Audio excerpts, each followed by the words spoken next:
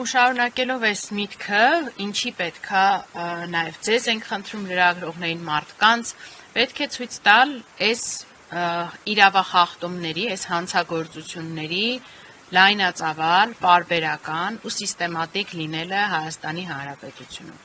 Այսինքն, տեսեք, շատ ուղիղ հարց են հղում ՄԱԿ-ի փորձագետները, ասում են, ինչ եք արել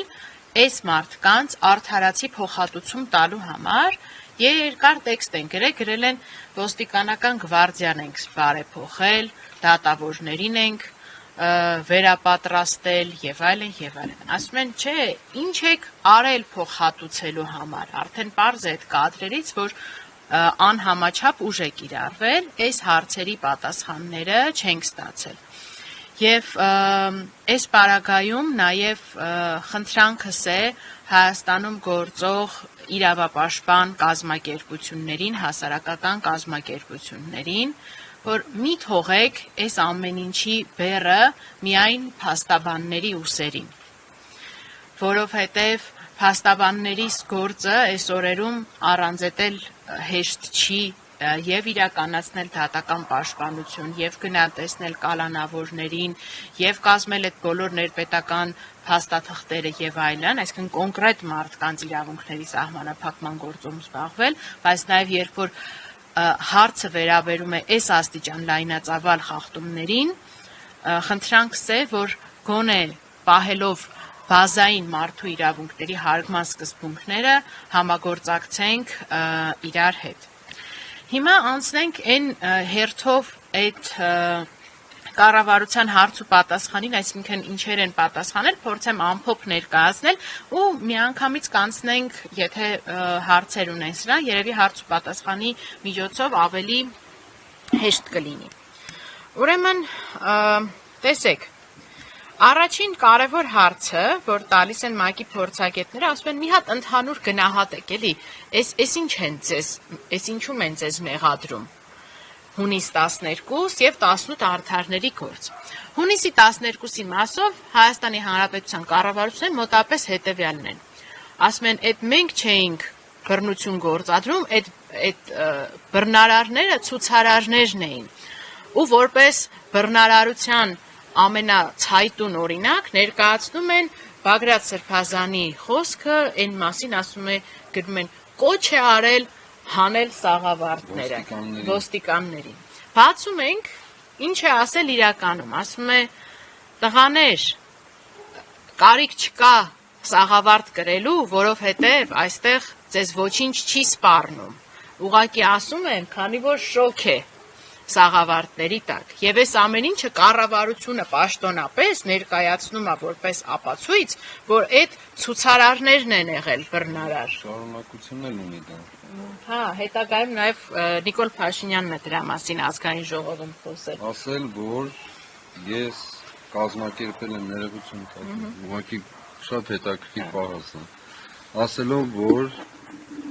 եպիսկոպոսը խոսել է ոստիկաններին համոզելու, որպեսզի սաղավարտները հանեն եւ հետո գնացել քարանետում է կազմակերպել։ Սա խոսել է խորհրդարանի ամբիոնից։ Եվ սրա համար մենք դատի ենք տվել իրեն եւ եթե տեսնեք ինչ են ներկայացրել իր պաշտպանները այդ իմաստով, որ ի նկատի չի ունեցել իրեն, արդյոք միայն ինքն էր այնտեղ հոգեվորական եւ այսպիսի մի ստերի շարք եւ վերջում տեսնելով, որ դրանք չեն անցնում, ուրեմն հայցային վաղեմության ժամկետով դատարանը մերժել է դա։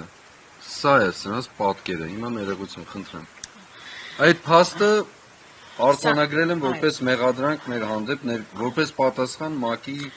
այսպես ասած, հարցադրմանը։ Հետո հաջորդը ասում են, ոստիկանությունը բազմաթիվ անգամներ իրենց սիրելի արտահայտությունն է, օրինական պահանջներ են ներկայացրել, դրան չեն ենթարկվել եւ փորձել են ճեղքել ոստիկանական պատը եւ մտնել հատուկ պահպանվող տարածք։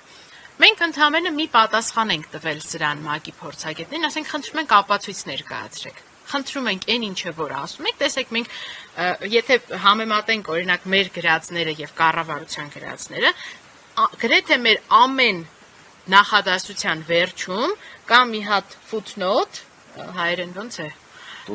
տողատակ եւ դրված է մեր կատարած պնդումը հավաստող ապացույցը։ Տեսանյութ, լուսանկար, հայտարարություն, բառացի թարգմանություն եւ այլն։ Ինչ է դրած կառավարության պատասխանների տակ, ոչ մի բան, ուղղակի հավատացեք մեր ազնիվ խոսքին բովանդակության շարադրանք։ Իրենց սիրած հորը Սարեփ։ Ընդ որում այդ տարածված տեսանյութերից շատ հստակ երևում է եւ ելի հիշողության թարմացման կարգով ասեմ, ոստիկանությունը 1-2 անգամ հայտարարություն արել իբր թե օրինական պահանջ ներկայացնելու, դրանից ժամ ու կես հետո, գուցե նաեւ 2 ժամ, նոր տեղի են ունեցել բախումները։ Այսինքն իրենք ինչ որ հերթապահ հայտարարություն են արել, հետո փորձել են դրանով արդարացնել բախումները, թեև այդ հայտարարությունից հետո ոչ մի խնդիր չի եղել եւ ցույցը շարունակվել է իր բնական անունով։ Նույն հաջողությամբ կարող էին ասել մի շաբաթ առաջ ենք հայտարարություն տվել, թող մարդիկ իմանային լսեն։ Շատ մարդիկ ովքեր այդ տարածքում են գտնվել բախումների պահին, նույնիսկ այդ հայտարարության պահին ներկա չեն եղել։ Եվ այդ հայտարարությանը հաջորդել է ցուցարարների ծեծը, այդ թվում Աբրահամ Գասպարյանի ոստիկանական շարքերից գողանալը եւ ծեծելը։ Դրան հաջորդել է Պռոշյան փողոցում մոտ 100-150 երևի անձի անհիմն բերման ենթարկելը եւ Սրբազանի պահանջը նաեւ այդ ցույցին դա էր, որ անհապաղ ազատ արձակեն բերման ենթարկված քաղաքացիներին եւ դրան հաջորդել է Կարմիր բերետավորների անմարդկային վերաբերմունքը Սիրիաների այգում գտնվող քաղաքացիների նկատմամբ ծեծը, որը քաղաքացիների մոտ վրդովմունքը առաջացած ստիպելով մտնել Սիրիաների այգի։ Բայց նույնիսկ դրանից հետո այդ որոշակի լարված վիճակից հետո հստակ տեսագրված երևում են մենք դա ենք ներկայացրել, ինչպես է ամեն ինչ հանդարտվում, ոստիկանները դուրս են գալիս Սիրիաների այգուց, փակում են դարպասները, որին անմիջապես հաջորդում է կադրերն էլ կան, ինչպես է այն ժամանակվա ոստիկանապետ Արամ Հովհաննիսյանը ցույցում տալիս ոստիկանության զորքերի հրամանատար Հայկ Բաբյանին, վերջինս էլ ցույցում է տալիս շարքային մի ոստիկանի, որ լուսաձայնային նռնակը նետի մարդկանց ուղղությամբ, այդ թվում հավաքված լրագրողների ուղղությամբ։ Շատ կարևոր բան է։ Եվ այդ անձը, ով կառավարության նշած է, որ ասում են պատշաճ քննություն են կամ այդ գործով արդեն պետք է ունենալ մեղադրյալի կարգավիճակ, մի քանի օր առաջ նոր պաշտոն է ստացել, զբաղեցնելով ռազմական ոստիկանության պետի պաշտոնը։ Դա էլ այն արժանի փոխհատուցումն է, որի ՄԱԿ-ի փորձագետներին ի պատասխան կառավարությունը տվել է։